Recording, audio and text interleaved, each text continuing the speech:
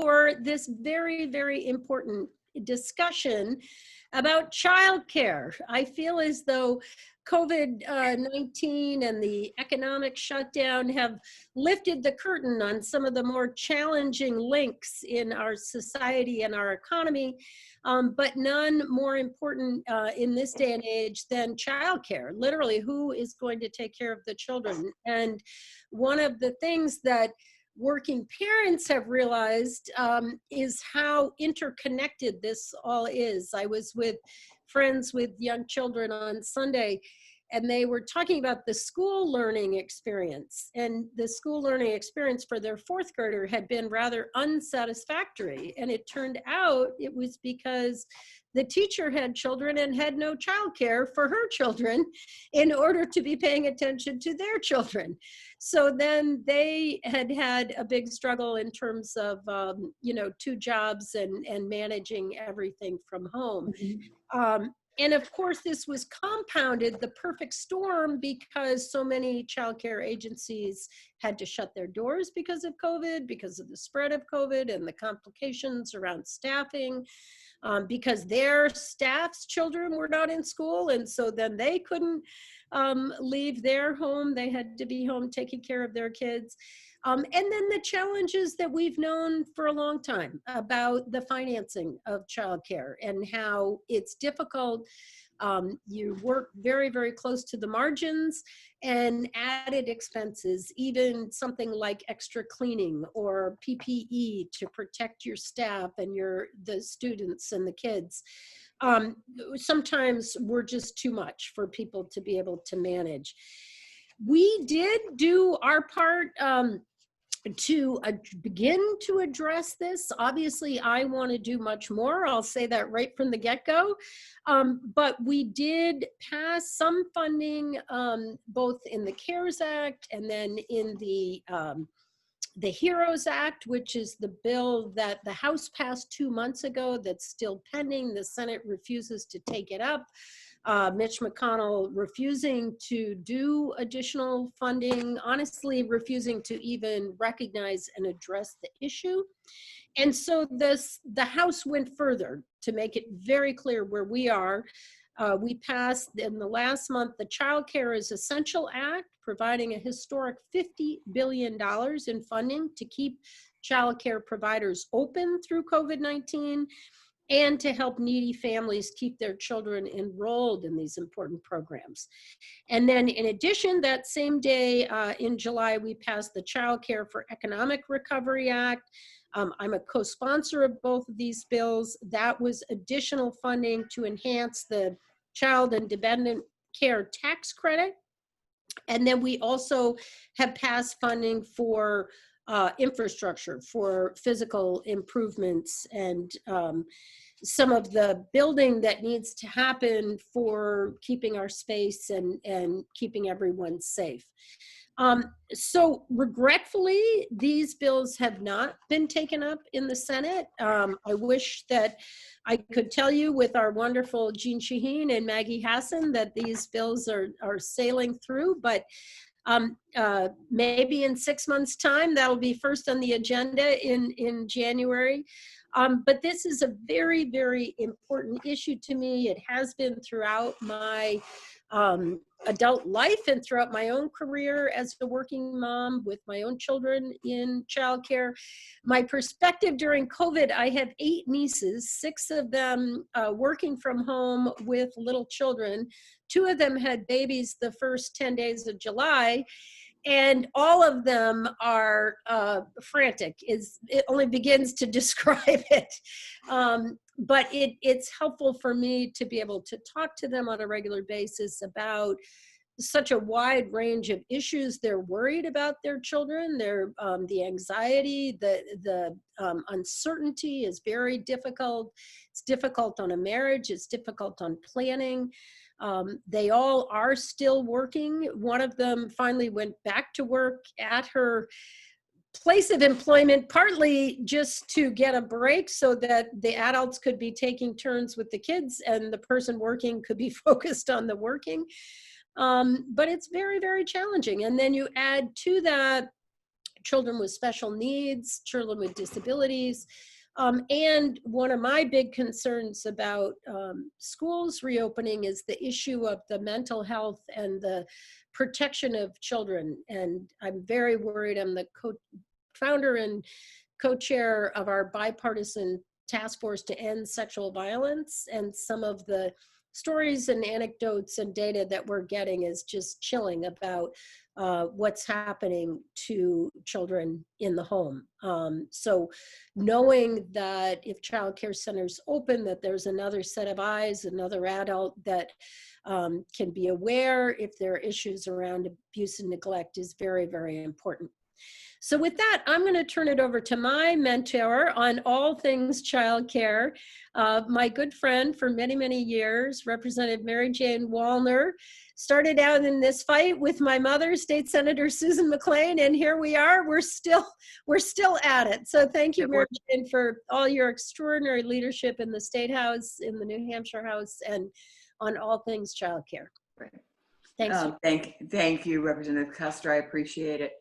I appreciate you doing this because I think childcare is certainly a challenge for many families right now. You can't listen to the television without hearing of a family who's really facing a childcare crisis. Families who have now are facing all the issues around children in all different kinds of school situations. Some going 2 days, some going 5 days, some not going into school at all. So I think that this is really hitting all families from all areas of the United States and certainly all economic areas. I'll tell you, this is a little different view of it, but I'm in the legislature. I'm on the Finance Committee, and I'm obviously really concerned about the next budget. Yes.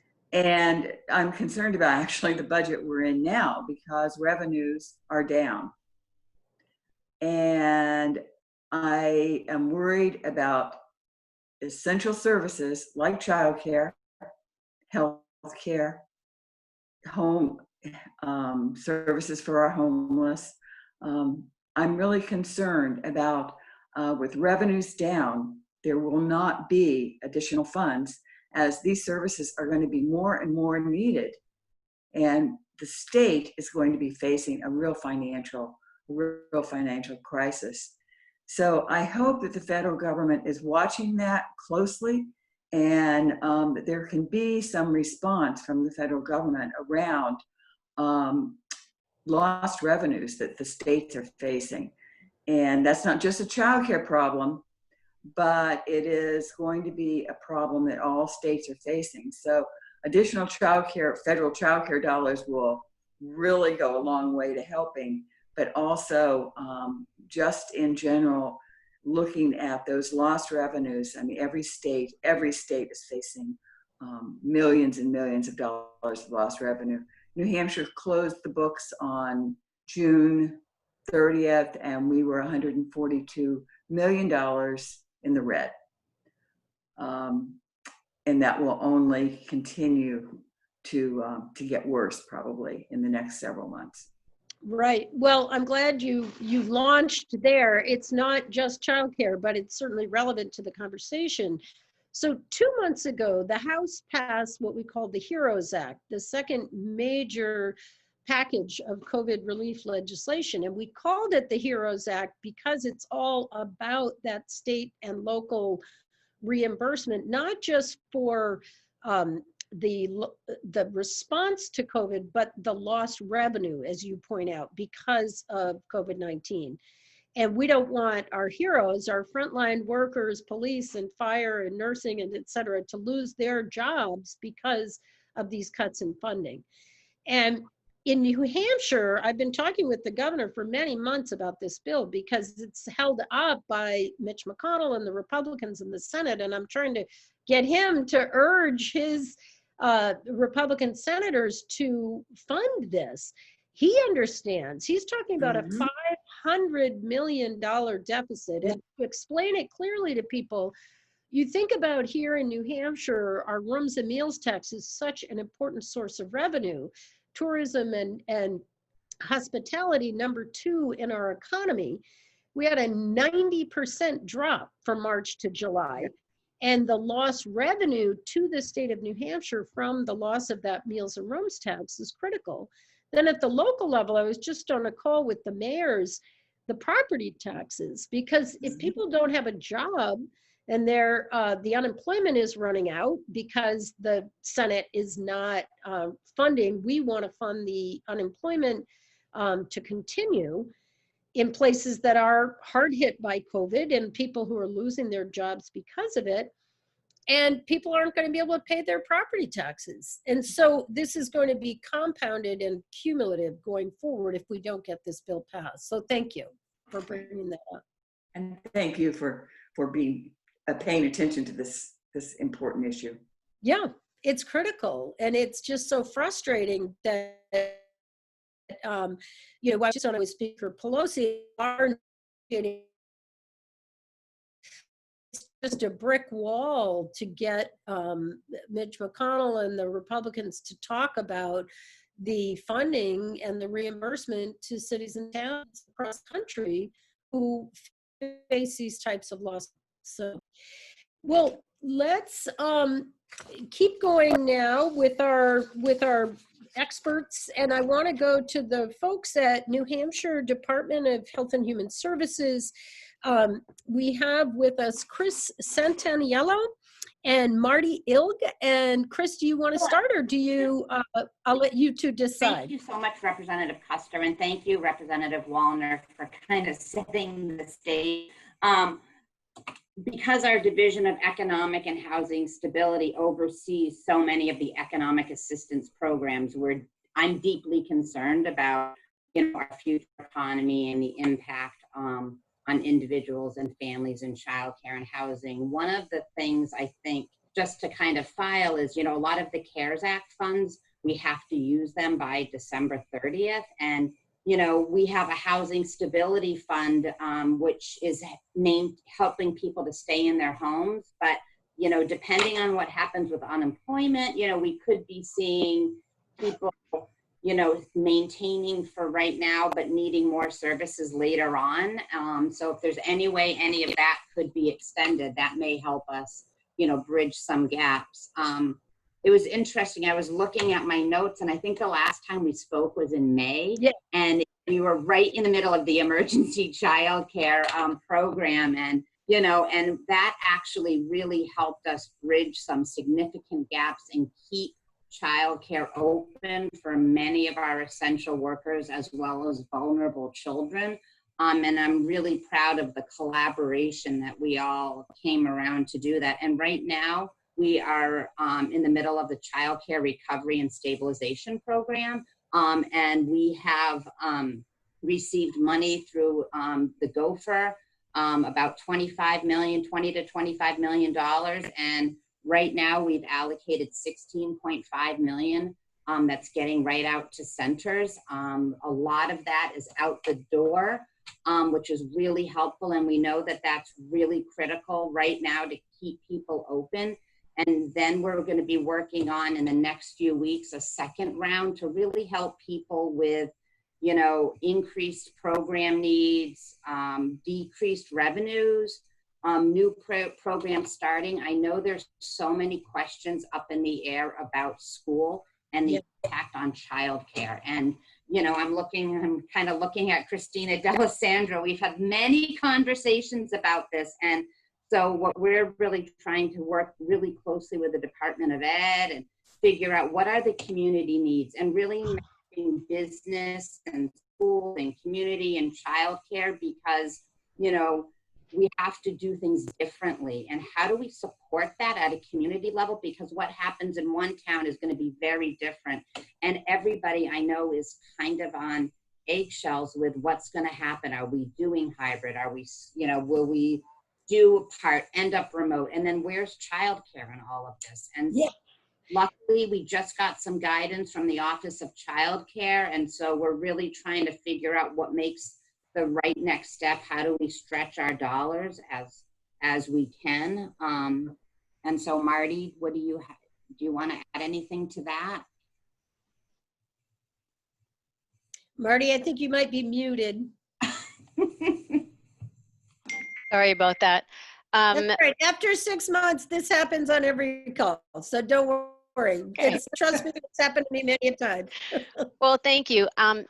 At the height of the crisis, we established a stakeholder group, and it was called the Emergency Childcare Collaborative.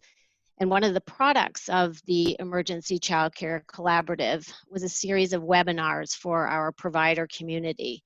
And since the beginning of June, we've had one of these webinars every other week from 12:30 to 1:30. And it's been a really great opportunity for us to connect with our stakeholders. Each call has about 150 to 200 providers, and they hear directly from Childcare Aware of New Hampshire, the Division of Economic and Housing Stability, the Bureau of Child Development and Head Start Collaboration, Childcare Licensing Unit, and Public Health. And we've had really great guests like Richard Lavers, who came and he talked with providers about the WorkShare program. We also had Wendell Davis, who's the regional administrator of the Small Business America, who walked providers through the PPP loan forgiveness, because a lot of our providers had a lot of PPP loans that, if they weren't forgiven, would have been really, really problematic for them. And we also had Dr. Ben Chan a couple of times to come on and talk about healthy health and safety guidelines. And this was really important for providers, particularly in the beginning, because it just gave them a great sense of security. We had a standing agenda. The introduction was by Childcare Aware of New Hampshire, and then we would have our special guests, Division of Economic Housing Stability, with updates on the programs that we were in the midst of at that time. And then Public Health would come on and answer specific questions, childcare licensing, anything new. And then the Bureau of Child Development and Head Start would talk about whatever initiative we were moving forward at that time. And then there would be a question and answer period. So while the initial series is winding down, these webinars are going to continue monthly for the foreseeable future. And I can picture them expanding as well. I've talked to the Department of Ed, and I think we're going to be doing something with them too. It's a great way to connect directly with providers and build relationships and encourage coordination and collaboration. And the webinars are recorded where folks take the meeting. The PowerPoints are also available, and we that directors are using that in their staff meetings. And also certificates for professional development are available. And the Q&As afterward are taken apart and answered very carefully by the appropriate parties, and those are also posted on Childcare Aware of New Hampshire. So what's next? We're working with local communities to align supply and demand based on parent, employer, and school need. Childcare Aware of New Hampshire is very involved. Some family resource centers peripherally, and then of course the DOE. Something that's on everyone's mind is school age care. What is it going to look like? Who's going to pay for it? As Chris had said earlier, we did get some nice guidance from the Office of Child Care, and so we're kind of hammering out those details now. You know, is remote learning paid for if it is within a school setting, or is it within a childcare setting only? What does that mean? And how long will we continue that? We're also hearing that that employers are looking again to offer childcare for their employees, and we did hear that the pop-up program is still available, and that's through childcare licensing. Let me see what else. Oh, and then also parents are forming more informal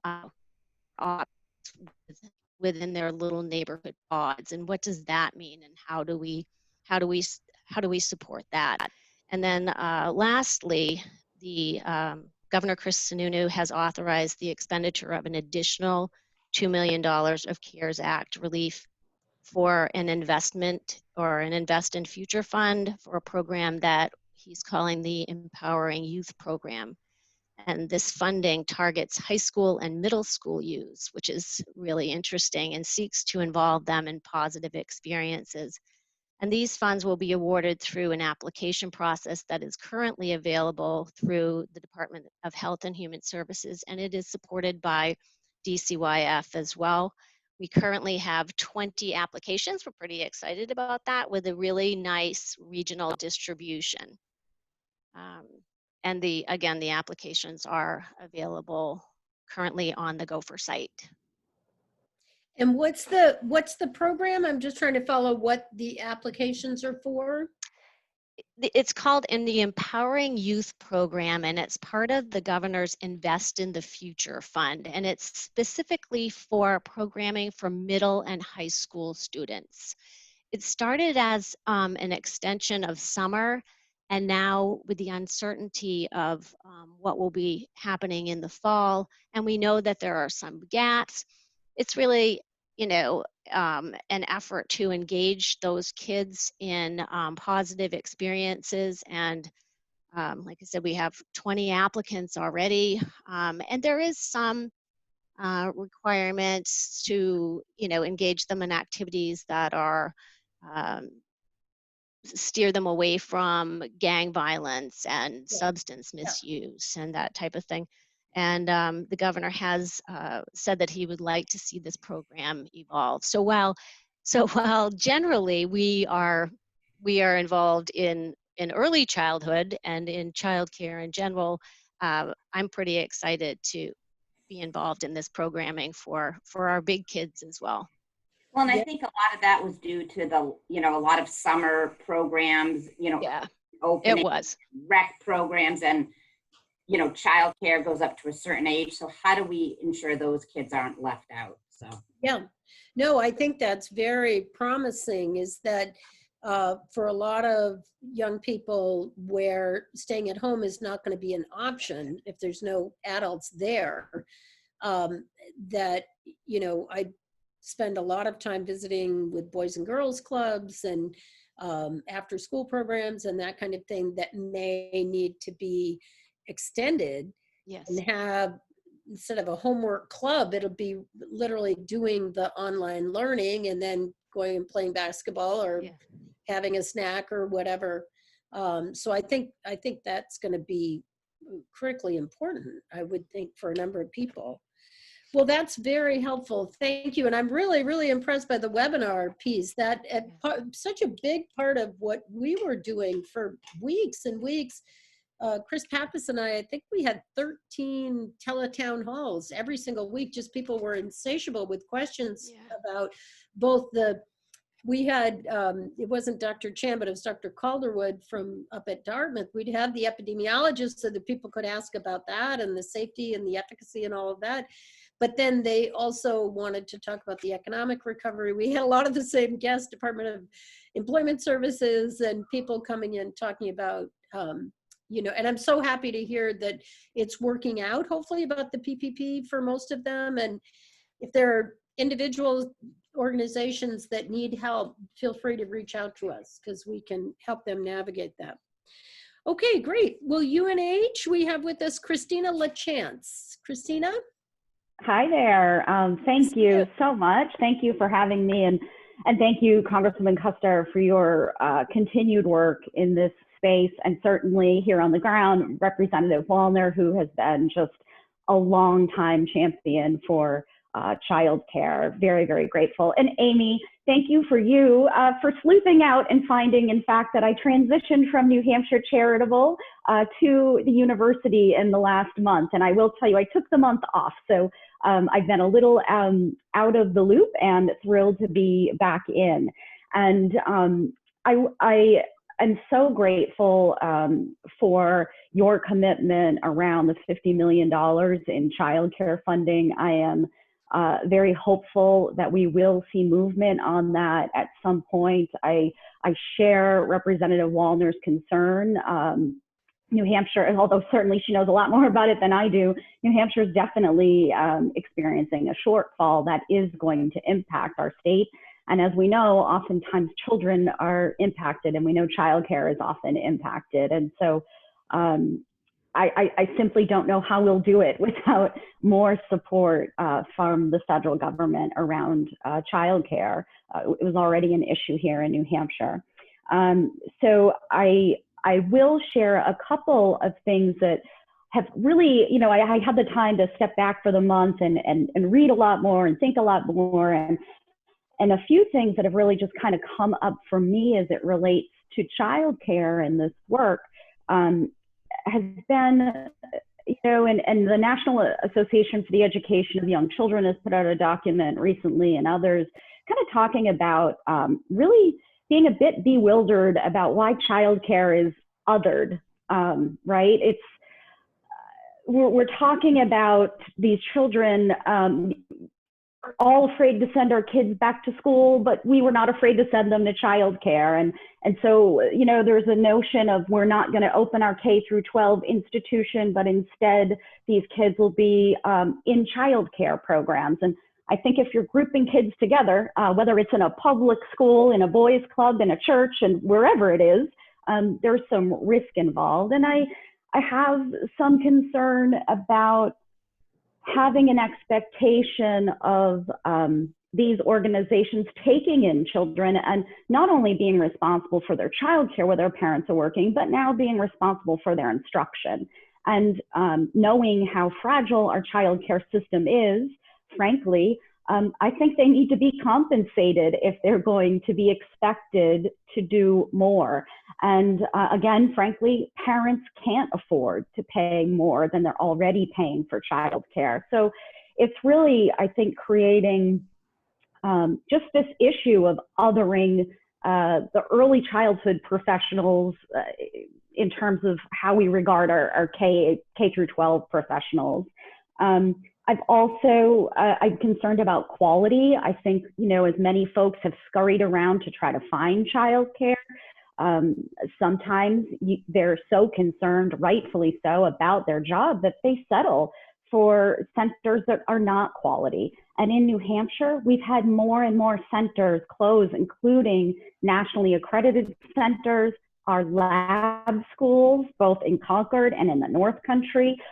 So thinking about our future childcare workers and where they'll be prepared, we've closed down lots of nationally accredited programs where they would learn from. So that is another concern I have. And then last, I will say, although this certainly is a parent issue, more and more and more, and including this lovely group of people, are all women. And I mostly hear, right, I hear about mom shaming and shaming mothers who send their kids to school or childcare versus those who do not. But we're only shaming moms, right?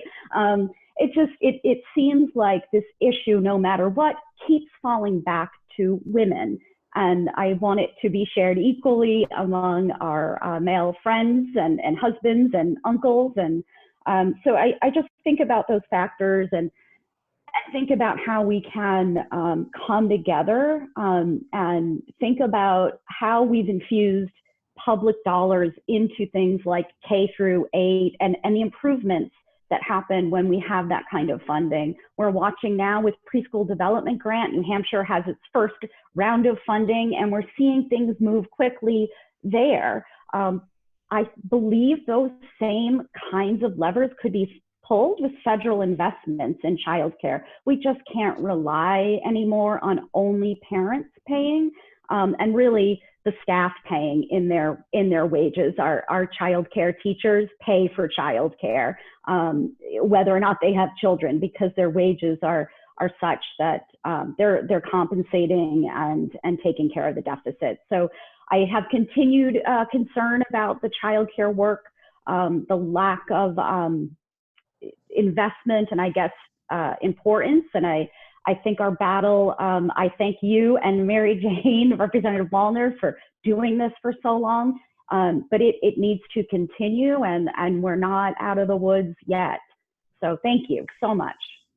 Absolutely. And I should give a shout out to my roommate in Washington, is Representative Catherine Clark from Massachusetts. She represents Cambridge and Melrose, that area.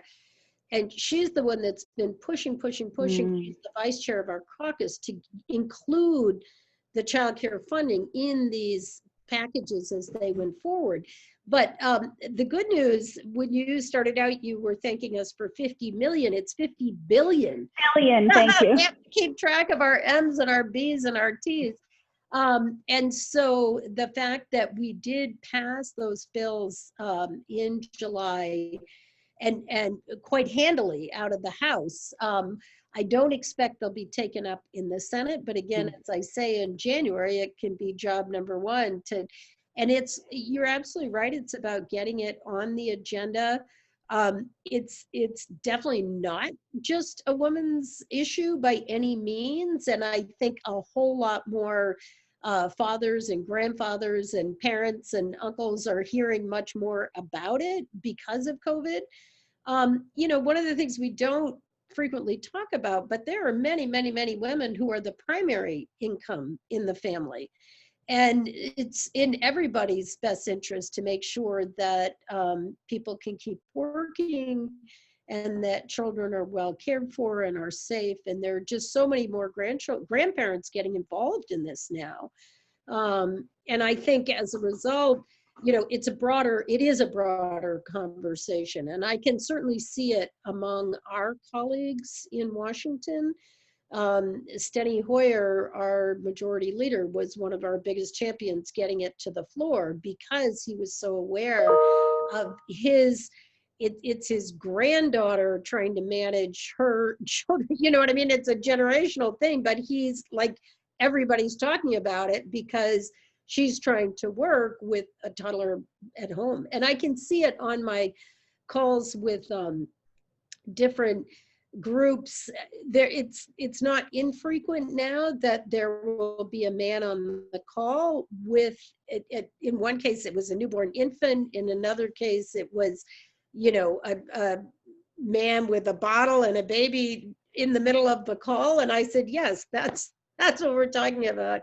We need allies, and we need allies of every background. So for bringing that up, because it is true. The other piece to that is just that there's so many more women in elected office. And I will certainly say, for Mary Jane's leadership and my mother back in the day, and then now, we're over 100 women in the House. We're 25%. That's up significantly from even when I got there. And I think they're about the same, right around 25% in the Senate. So these issues are getting the prominence that they deserve in the conversation, for sure. So, all right, well, let's keep going. Jackie Cowell is with us from Early Learning New Hampshire. Jackie's been a longtime advocate, and Jackie, take it away. And you're going to need to get off your mute. Thank you. Yeah, no worries, no worries. Appreciate the reminder. Hi, Representative Kuster and everyone. We're really grateful again that you're having this conversation. Very grateful, particularly for the Child Care's Essential Act and the Child Care for Economic Recovery Act. The fact that each one of those House bills that passed has 50 billion, as you mentioned, with a B in them, that means about 100 million for New Hampshire childcare. And wow. That is really significant. That could make the difference between keeping our childcare programs not only surviving but thriving, and making sure all the families can go back to those programs and can afford. It can. I'm really grateful for the reminder to decide, is it the Department of Education or Department of Health and Human Services that needs to really be funding which part of the day for the school agers with this new world we're facing, and I think that's really important.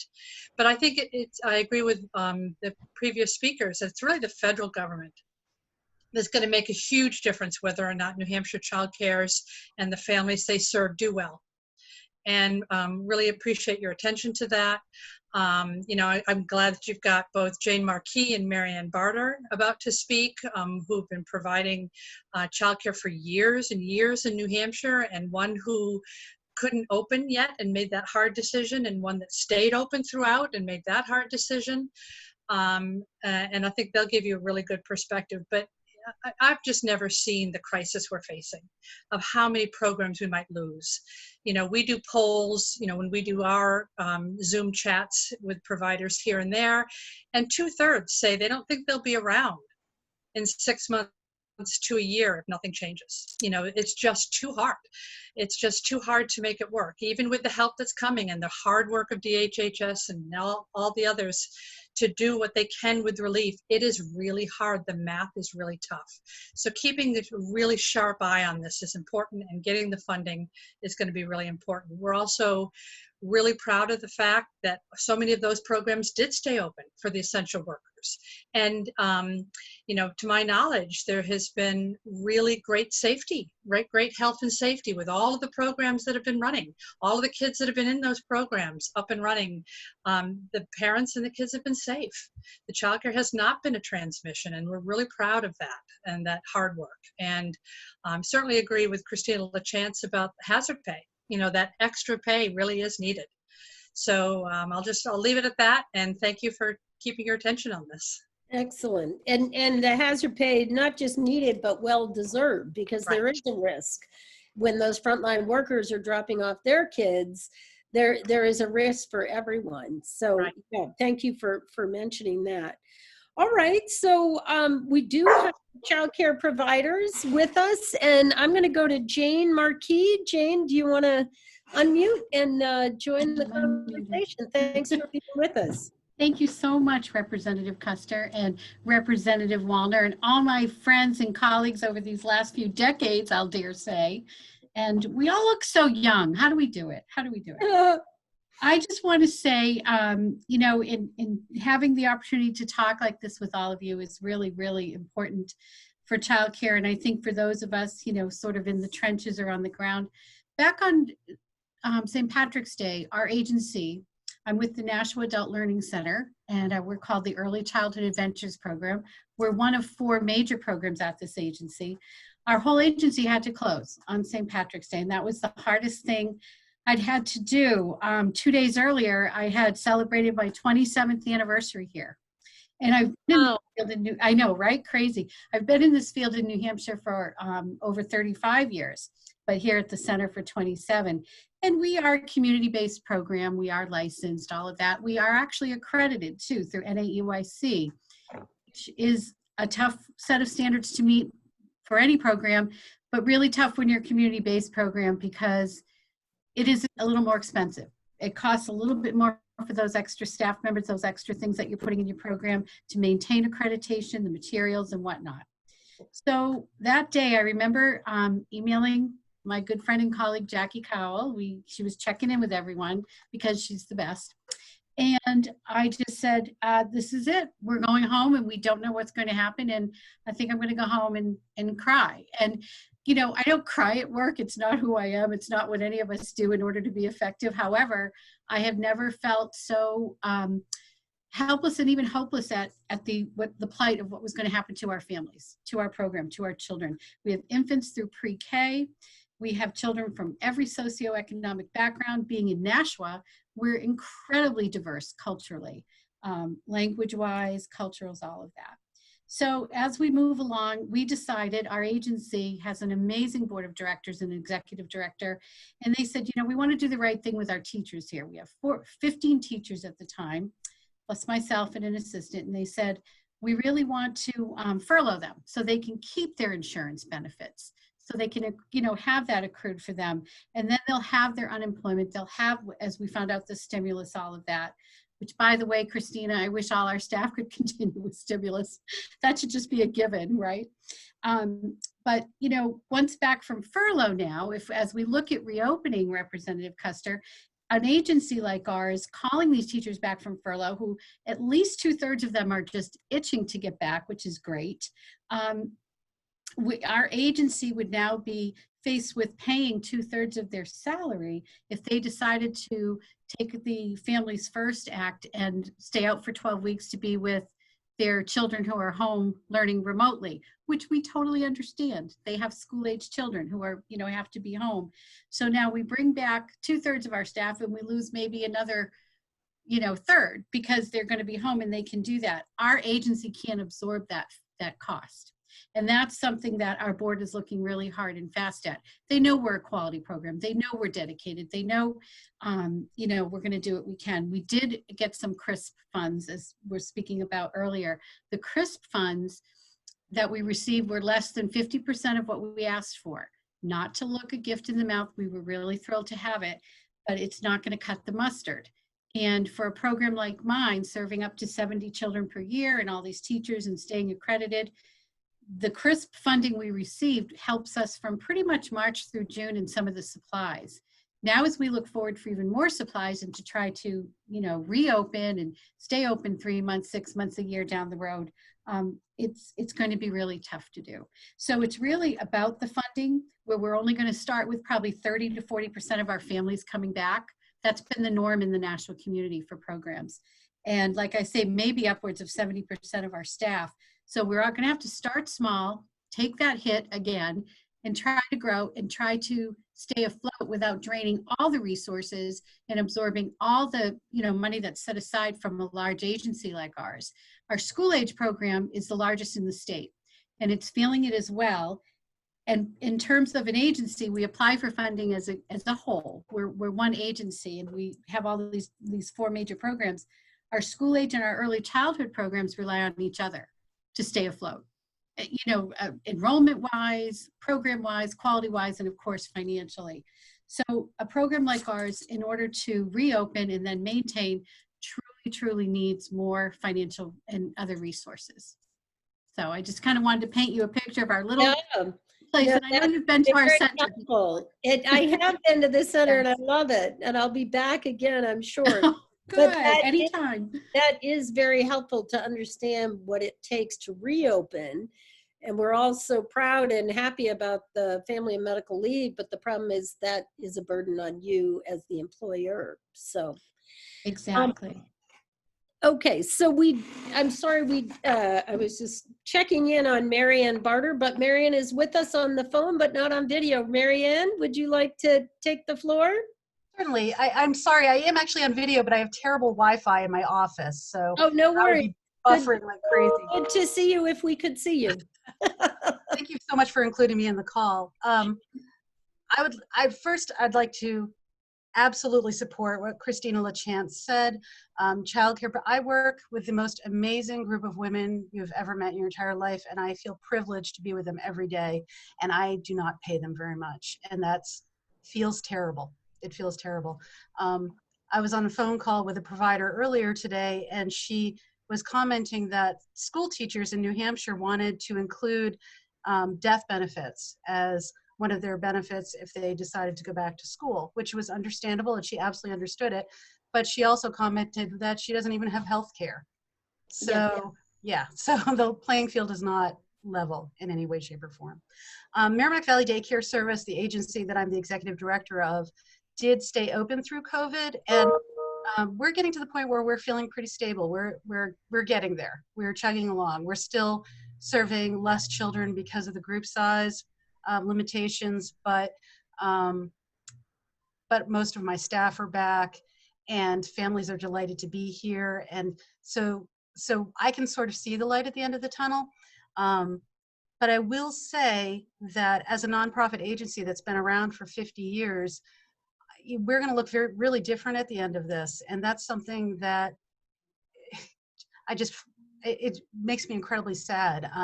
Merrimack Valley Daycare Services always had the mission of caring for low-income families, children at risk of abuse and neglect, and children with special needs. But unfortunately, in a COVID world, I can provide less care than I used to.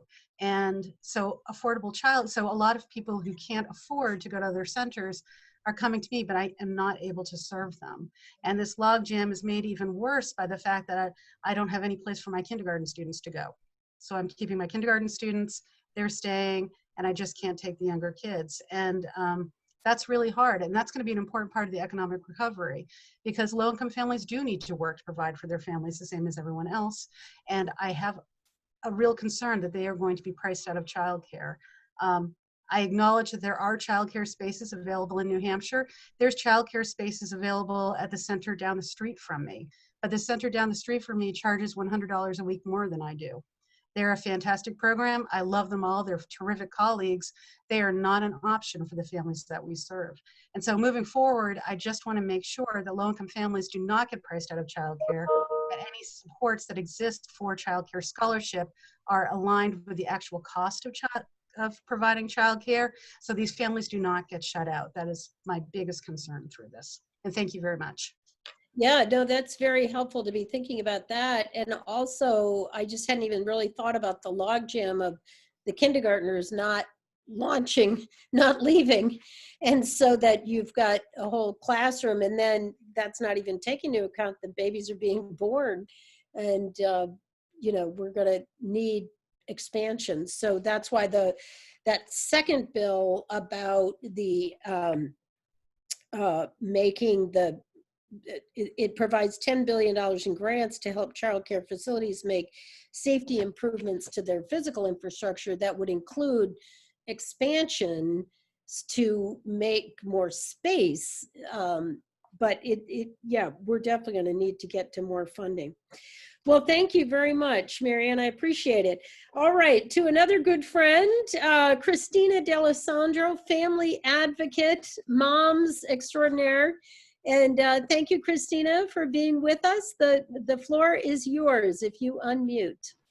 Great. Thank you, Representative Kuster. It's always good to see you. And I really want to thank you for all the work that you're really doing to bring these issues to the forefront in Washington. And I just want to say, I think I totally agree. It was great what the House did, but we will truly celebrate when we get everything over the finish line. Absolutely. I think it's just so essential to keep your eye on the ball. So I'm here from Moms Rising, and we represent moms and families both across the nation and here in New Hampshire. And I just want to say that the perspective of being a parent, and I know many of the moms, many of the women on this call are parents, it's a harrowing time.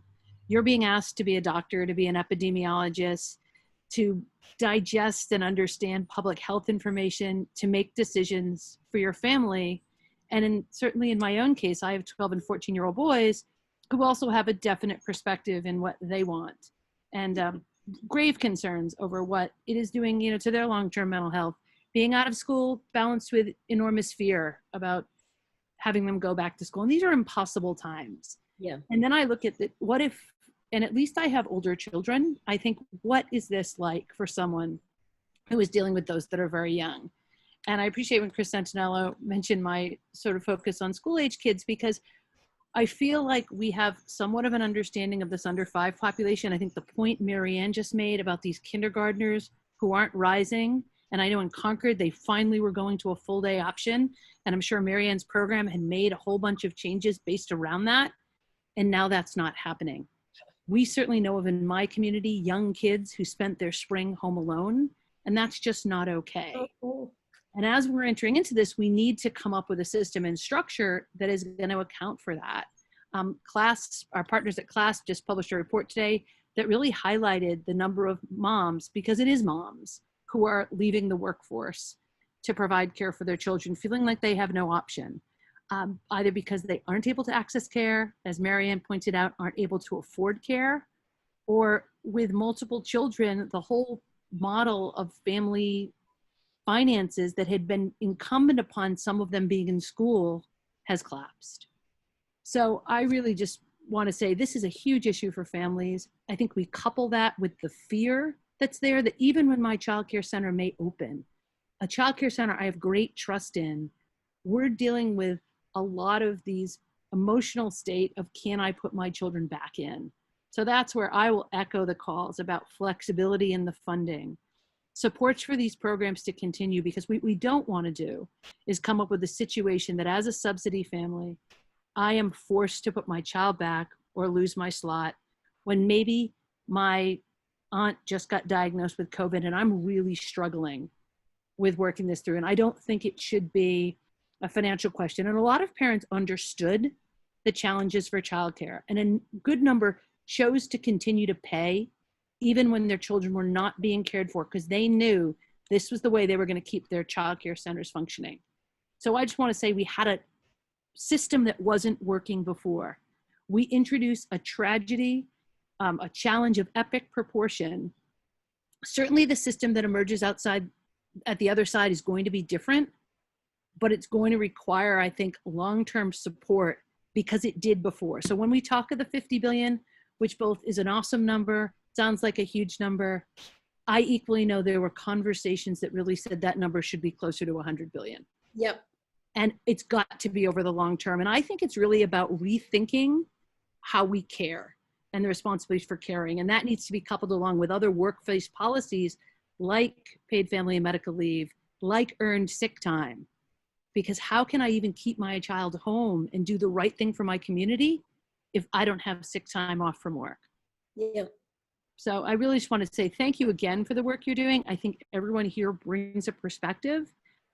And we really want to be working with you to continue to bring these stories and elevate them and try to get these great policies over the finish line so we can really see a change for New Hampshire families. Yep. That's great. That's really helpful, Christina. Thank you. And now we have Phoebe Backler from the Tillotson program at the New Hampshire Charitable Foundation. And Phoebe, thank you for being with us. I thought you were outdoors because of that beautiful blue sky, but now I realize it's the ceiling. No such luck. Well, thank you so much for including me in this conversation. And again, just to echo the sentiment that's been shared by others today, just thank you for the attention that you've paid to this incredibly important issue.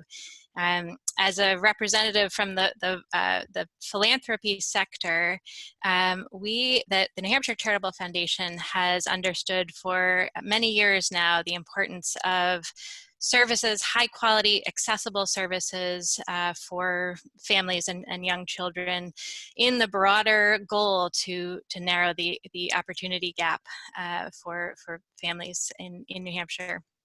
And so I will say my colleague, Christina LaChance, who has transitioned to UNH, was really the architect of a core strategy around how to support those services, and specifically high quality childcare centers for several years now, with COVID becoming just creating such an intensely complicated environment for us to be working in. But her efforts to build partnerships with government agencies and other core nonprofits have really helped the foundation to understand what is the specific role for philanthropy in trying to advance some of these really essential strategies for improving services for children and families. In addition to, I can say, working up in Coas County, I live up in Milan, New Hampshire, and I have seen childcare centers. I have 3 boys as well, trying to juggle work and life with them. But I have seen my friends and colleagues who work in these centers who have successfully applied for the PPP, the EIDL, the state funds, and still, as Jackie Cowell said, the math doesn't work. There is still an enormous gap. And so trying to both maintain safe, healthy learning environments while also keeping their doors open and paying staff is just an impossible task. And so I think the heroes terminology is right, that these educators are truly extraordinary. And so philanthropy can play a role in helping to support through basic operating support grants. The Tillotson Fund that I work with has supported some financial assistance, financial coaching assistance to directors to give them the support needed to really understand what are our projected losses, what are our past losses, how are we going to shift our staffing structure in order to stay open. So that is a core way I think that that philanthropy through grant making can help to support these centers. But I agree with the sentiment that has been shared by all of these incredible women on this call, that it cannot just come from philanthropy, it cannot just come from state funding, it must. This absolutely is an urgent need that our federal government needs to help us solve. So 3 cheers for the heroes that are truly out there every day and preparing to help us through yet another period of uncertainty and reopening in our state.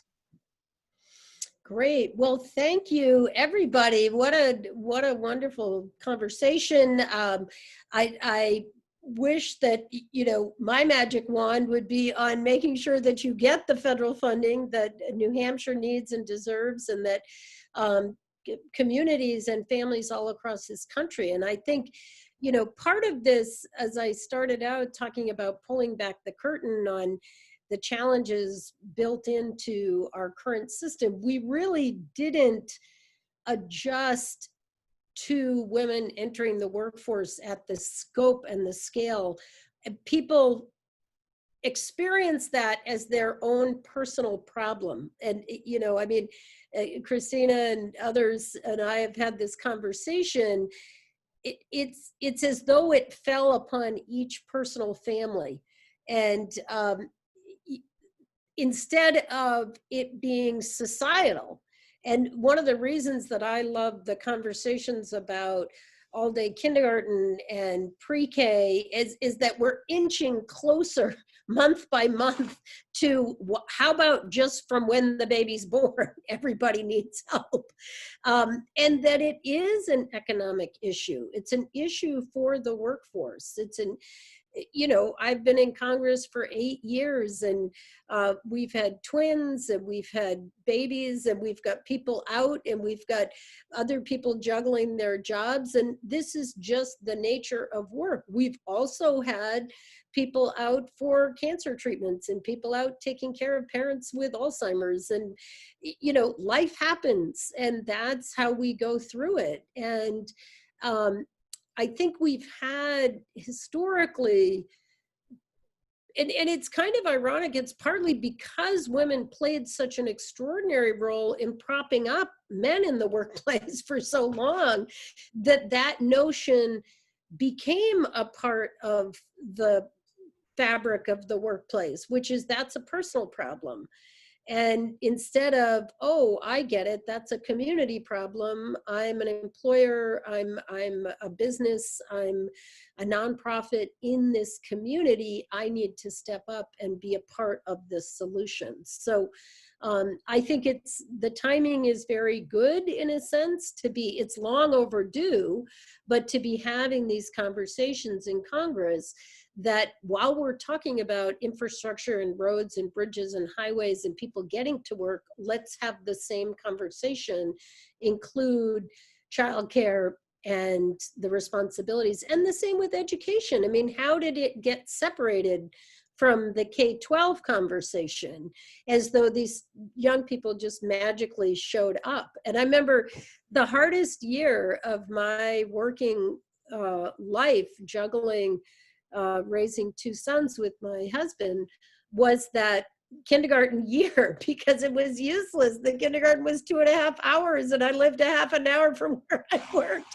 And my son went to a childcare center that was amazing, and it was a school, and he was there as one of the youngest people. So in his kindergarten year, he went off to kindergarten for 2.5 hours, and then he went on a little bus to the childcare center, to the school.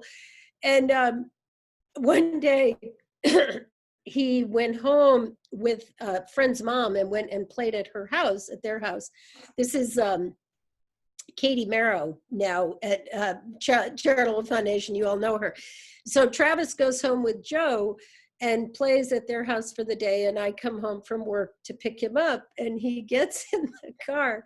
He's 5 years old. He goes, "Mom, did you realize the other kids go home and the moms are waiting for the bus?" I just have never forgotten that. Did you realize? Like, maybe I hadn't known this. And luckily for me, he got dropped off first before the bus went house to house to house to house with all the moms that were at home. And I've never gotten over that. The good news is he's 29 years old and he's fine. But it's great to be with you all. Thank you. And this is a tough year, tough row to hoe. I'll just close with this. I closed the discussion with the mayors. Well, first of all, I have some good news, which is the vaccine is coming. There's a light at the end of the tunnel. We've been having the hearings. I'm on the health subcommittee of the House Energy and Commerce Committee, and we're not sacrificing the science at all. We're headed into the level 3 trial, which is the human trial. There's 7 companies now with promising prospects. But what we have done is instead of it being sequentially where you end the science and then start the FDA process and then start the manufacturing, we're having the FDA process go hand in hand with the science, with the trials and the approval. And then the manufacturing is actually starting now at risk. And it's a lot of funding from the federal government, but they're preparing so that when it gets approved, we'll have millions of doses. You know, we're talking about several 100 million doses that we need to get out the door very quickly. But they're talking about the end of 2020 or the beginning of 2021. I think if we think about first or second quarter of 2021, that we can at least see a light at the end of this tunnel and life can be much more normal, and hopefully people will get their jobs back and companies will, you know, reopen if that's what it takes to get childcare back on track. But I'll just end with this. I saw a cute thing online the other day. This is apropos of Sesame Street. 2020 is brought to you by the letters WTF. So on that note, here's to working with you. Thank you for everything you're doing. Thank you for being with us, and take good care. Be safe. We're here to help. So call if we can do anything. Thank you. Much. Thank you so much. Thank you. Bye-bye.